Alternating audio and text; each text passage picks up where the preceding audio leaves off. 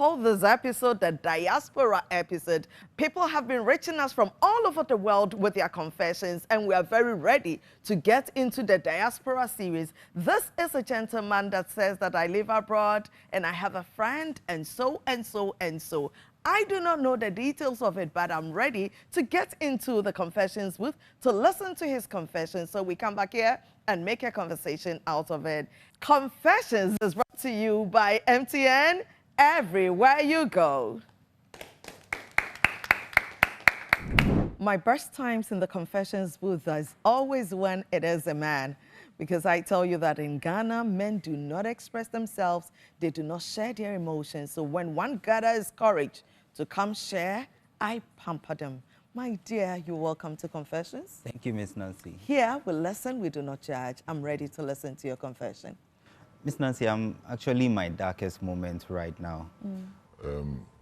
I moved abroad 10 years ago. Okay. And then when I first got there, things were not easy for me. You know, I was working 3 jobs. I had 3 jobs I was doing. Wow. And then one of these jobs was this woman I was working for was mowing her lawns and all that. And she saw my stature, so she promised me a better job.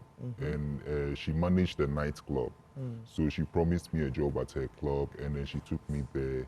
And it was a stripping job. We were stripping. Yes, so men and women, when you come to the club, you see... You, the man, you were stripping. Yes, both. Taking off your clothing, showing your body, and dancing seductively. Exactly. Okay. Exactly. That's what we were doing. Okay. And then there will be rich men coming in, throwing money at us, and then all that. So the job was very lucrative. I was making a lot of money. You know, when I first entered, I was really making It's not the women that throw the money at you, the men rather. The men also throw money. We have different people coming in. I see. So we were basically strippers. I see. And then whilst I was doing it, as I said, I was making money, life was good, everything was rosy. And my madam really liked me, the woman I was working for. Yeah. You know, she liked me, and then we fell in love. So then we started a relationship and all that. Things were so well, Miss Nancy, and there was a time we were going shopping, and then I met this old mate of mine. We were schoolmates back in Ghana. Okay. And I realized he was living in a very bad condition. He told me about how things were difficult for him and all that, and if I could help him. You know, knowing that at least where I was, things were okay. And I also saw, you know, he also had that kind of stature needed for the job. So I recommended him, and then he came in. Fast forward, we all looks like this job is a job for fine guys. Right. Yes, Please. So we were all just doing it. Things started coming. He also started making money. But before I realized, like, he started taking everybody I knew. Like, he was making more money than I was. A lot of the people I knew before, this next time, you know, anytime they come into the club, they don't rain on me anymore. They rain money on him. And he sort of like became the top, you know, The star of the hottest person in the place. And he got the attention of my madam, Miss Nancy, and that was the most painful part because my boss, the woman I fell in love with, started falling in love with him. So they found him more attractive, and it discouraged me, honestly, going to the strip club. It fell completely off for me. Oh, so so you were actually in love with this woman, and It was Yes, not I just was. because of the job. Miss Nancy, I was in love with her. So sorry about that. And unfortunately, my friend took everything, and I couldn't even go there again. And I didn't have any better job again. So I came back to Ghana, and then we met, it was this old school reunion, so we met some of our old mates, and we were having a discussion, and his name popped up.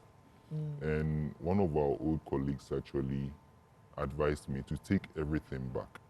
You know, maybe I should visit a fetish priest and then take everything back, because at least I helped him. I should be enjoying. So I followed what he said. I took him to the fetish priest, just hoping that at least What he's taken from you, you would get it I back. would get it back. So few weeks after visiting this fetish priest, I heard that my friend has actually run mad in this where we were. He has actually run mad. And then I was just there a couple of weeks ago. My boss, the lady I was, the one I fell in love with, she called me again. And then I just felt like maybe what I did was actually working. But I'm beginning to feel like it's having some dark sides as well, because this time, anytime I sleep, I just keep having nightmares. I see myself running mad, and I don't know why. It keeps happening, Miss Nancy. I can't even sleep. Anytime I sleep, I just keep having this nightmare. This is quite a confession, and at this point, I'm not even thinking. And when I do not want to think, I want other people to think for me. Let us get into the studio and make a conversation of this confession. People, don't go away.